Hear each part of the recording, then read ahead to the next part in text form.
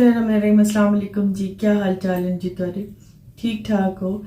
अच्छा, सबसे पहले हमारे मुल्क के बहुत ही अच्छे जर्नलिस्ट हैं और थे क्योंकि अब उन्हें बहुत ही बेदर्दी से शहीद कर दिया गया है और बहुत ही गम है उनकी शहादत का। क्योंकि अल्लाह पाक उनकी बस माँ को, उनकी बीवी को, उनकी बेटी को सब्र अता करे।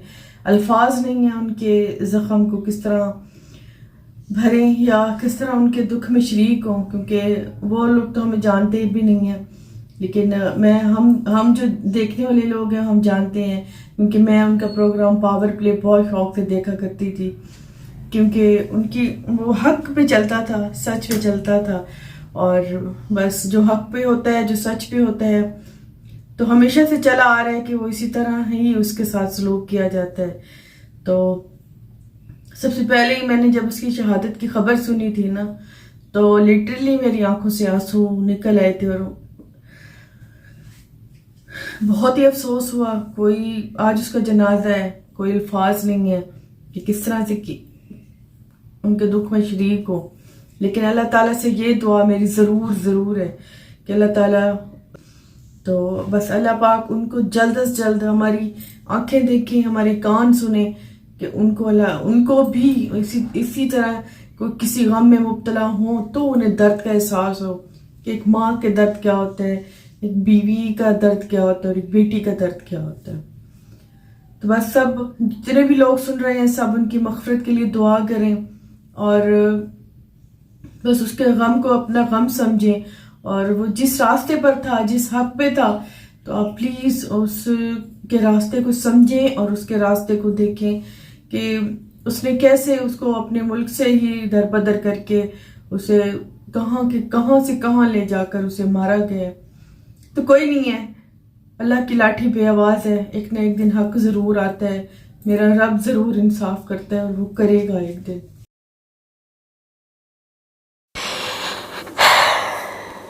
बस दुआ करें। आज मुझसे व्लॉग सेट ही नहीं हो रहा था, मुझसे बन ही नहीं रहा था। बस होता है ना कि कभी किसी को आप देखें, उसकी बातें सुने, उसके बातों का गहरा असर होता है। तो जब अचानक से उसके साथ इतना हो जाए तो बहुत ही दुख होता है, बहुत ज़्यादा। उसकी माँ का सुबह वीडियो कॉल आई थी, अपील कर रही थी जनाजे में शिरकत की, तो मेरा दिल फट गया था।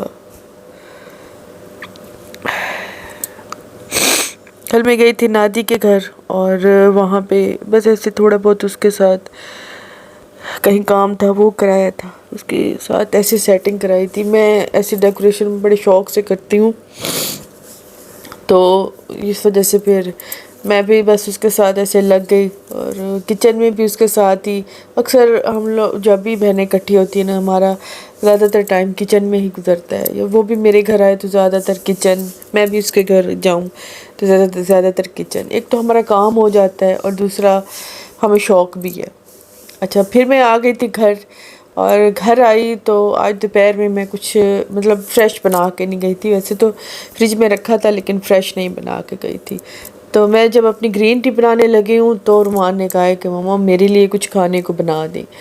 खाने को मैंने जब फ्रिज खोला तो उसके हिसाब का कुछ नहीं था, तो मैंने फिर नगेट्स का निकाला है पैकेट। तो मैं जब नगेट्स फ्राई करने लगी तब उसने कहा मम्मा नगेट्स नहीं, कुछ और बनाए। तो फिर मैंने फिर रोटी बनाई, क्योंकि रात का टाइम था, उसने दोपहर से नहीं खाया था, सुबह से नाश्ता करके ही गया था। तो मैंने फिर आटा निकाला, 2 रोटियां बनाई और उसके साथ ही मैंने अंडा शामी फ्राई किया था।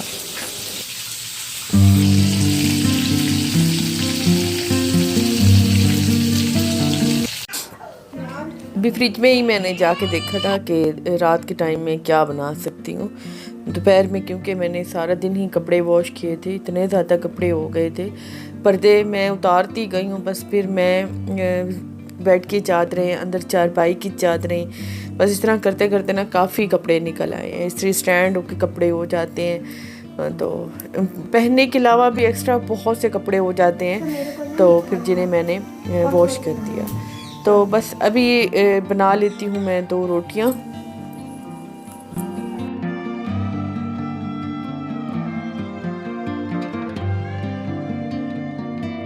और अंडा शामी बनाने के लिए मैंने 2 शामी लिए हैं, क्योंकि सिर्फ उसी ने ही खाना था। मैं तो वो नादी के घर जो उसने वो पिज़्ज़ा सा बनाया था ना, बस वो मैं एक स्लाइस खा के ही आई थी, तो मेरी भूख ख़त्म हो गई थी। अम्मी ने भी खा लिए थे, अम्मी ने बनाए थे अपने लिए अंडा और आलू, तो बस फिर इसके लिए मैं बना रही थी अंडा शामी। तो जब घर पे कुछ ना होना, फिर अंडों की शामत आ जाती है, तो हर किसी न किसी सूरत में अंडे बन ही रहे होते हैं। तो बस अभी शामी को मैं 1-2 दफ़ा पलटूंगी, अभी इतना ज़्यादा इसे पकाती नहीं, क्योंकि फिर जितनी देर में प्याज और हरी मिर्चें पकेंगी ना, ये जल जाएंगे। तो फटाफट से मैंने इसमें बारीक करके ना प्याज डाल दिए थे, उसके बाद मैं डाल दूँगी इसमें हरी मिर्चें, और एक साथ में आपको हल्का सा नज़र आ रहा होगा टोटेला रैप के ना फिलिंग बच गई थी, तो वो रखी थी। मैंने सोचा कि चलो वो भी बना लेती हूँ, साथ में खाना होगा तो किसी ने वो खा लेंगे, और इस तरह ना फिलिंग भी लग जाएगी। वो थोड़ी छोटी छोटी चीज़ें जब फ्रिज में रखी होती है ना, वो बड़ा फैलाव हो जाता है, तो मेरी बड़ी कोशिश होती है कि जो बच्ची कुछ छोटी छोटी चीज़ें ना वो बस किसी तरह लग जाए, फ्रिज मेरा बिल्कुल खाली खाली हो। मुझे इस तरह छोटा छोटा भरा हुआ फ्रिज इतना कोई लगता है ना, उलझन होती है ना मुझे, मैं कहती हूँ बस ये लग जाए, ये ख़त्म हो जाए। तो अभी अच्छे से ना पहले इसमें प्याज फ्राई करूँगी, फिर इसमें डाल दूँगी हरी मिर्चें काट के, और साथ में धनिया, 1 या 2 अंडे डाल दूँगी। तो इतना मज़े का रोटी भी इसके साथ, इतनी अच्छी रोटी खाई जाती है इसके साथ।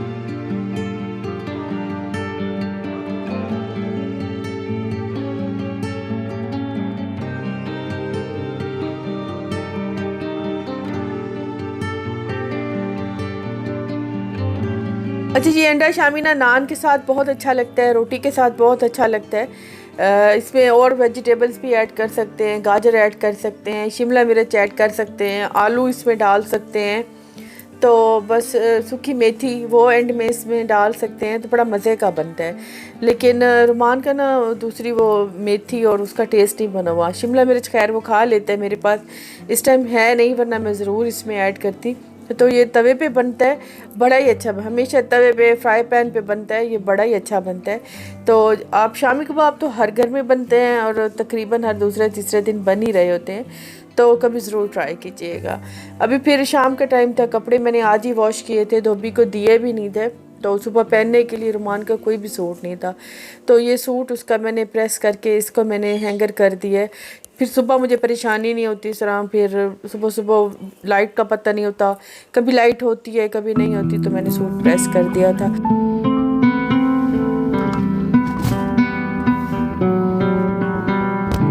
रात में ही रुमान ने कहा था कि दाल चावल बना ले मम्मा, लेकिन रात में एक तो उधर से थक के आई थी, फिर इतना लंबा चौड़ा मेन्यू का मेरा दिल नहीं था, तो वो तो मैंने अंडा शामी बना लिया। लेकिन फिर मैंने उसे प्रॉमिस किया था कि सुबह मैं ज़रूर दाल चावल बनाऊंगी, क्योंकि उसे दाल चावल बड़े पसंद हैं, वो बड़े शौक़ से खाता है। हम सभी शौक़ से खाते हैं, अम्मी भी खा लेती हैं और फातिमा भी चावल खा लेती है। तो ये एक ऐसी चीज़ है जो घर का हर फर्द शौक़ से खाता है, और ये जब ये बनाए ना, फिर कुछ और बनाने की ज़रूरत नहीं पड़ती। तो फिर सुबह मैंने उठते ही दाल निकाल ली है पकाने के लिए, और दूध वाला भी आ गया था, साथ में दूध भी बॉयल कर लूँगी। किचन का काम मैं इसी तरह, मैं 4 हाथ होते हैं जब मैं किचन में खड़ी होती हूँ। कभी कैबिनेट साफ़ कर लेती हूँ, कभी दाल भिगो देती हूँ, कभी दूध बॉयल कर लेती हूँ, कभी खड़े खड़े चूल्हा स्लैब साफ़ करती रहती हूँ। तो कुछ ना कुछ मैं करती ही रहती हूँ। मेरी ये आदत नहीं है कि मैं एक ही चीज़ जब चूल्हे पे रखूँ तो फिर उसी को ही बस देखूँ। मैं चारों तरफ ही नज़रें घुमाती रहती हूँ, कोई भी काम होता है तो मैं फटाफट से साथ में कर लेती हूँ। रात में जो कपड़े मैंने वॉश किए थे वो भी सुबह मैंने उतारने थे, क्योंकि फिर धूल मिट्टी स्टार्ट हो जाती है इन पे उतरना। तो फातिमा अब समझदार हो गई है, तो मेरे साथ साथ में ही काम करती है, देखती है कि मम्मा क्या कर रही हैं, तो वो कोशिश होती है कि साथ में, यहीं से ही बेटियाँ सीखती हैं और यहीं से ही उनकी तरबियत होती है। तो जो हम माएँ करेंगी ना वही बेटियाँ करेंगी, हम काम करेंगी तो ये करेंगी, और हमें भी फिर सुख होगा, और आइंदा आने वाली इनकी ज़िंदगी इनके लिए बेहतर हो जाएगी।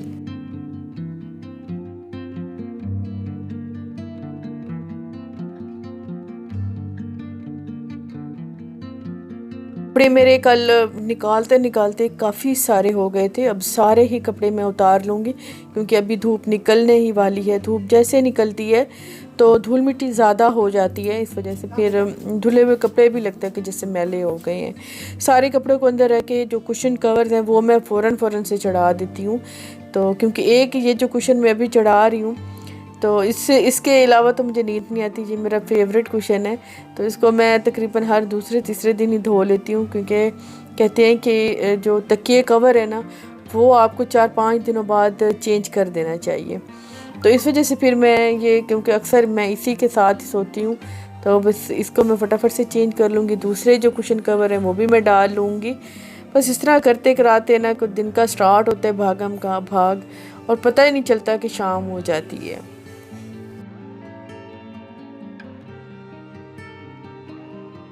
चलें जी, अभी ये काम करते करते ना मैंने जो दाल चढ़ा के मैं आई थी ना वो मेरी डन हो गई है। बस उसको तड़का लगाना है और थोड़े से चावल मैंने बॉईल किए हैं, आटा भी मैंने निकाल लिया है जी। जिसका दिल होगा रोटी बना दूंगी और जिसका दिल होगा दाल चावल वो दाल चावल खा लेंगे। मैं फ़िलहाल अच्छा खासा सैलेड डाल के दाल चावल खाऊंगी क्योंकि मेरा बड़ा दिल कर रहा था। और फातिमा को भी बॉयल राइस ही पसंद है। दाल तो वो भी थोड़ी थोड़ी लेती है लेकिन उसे बॉयल राइस पसंद है तो वो लेगी।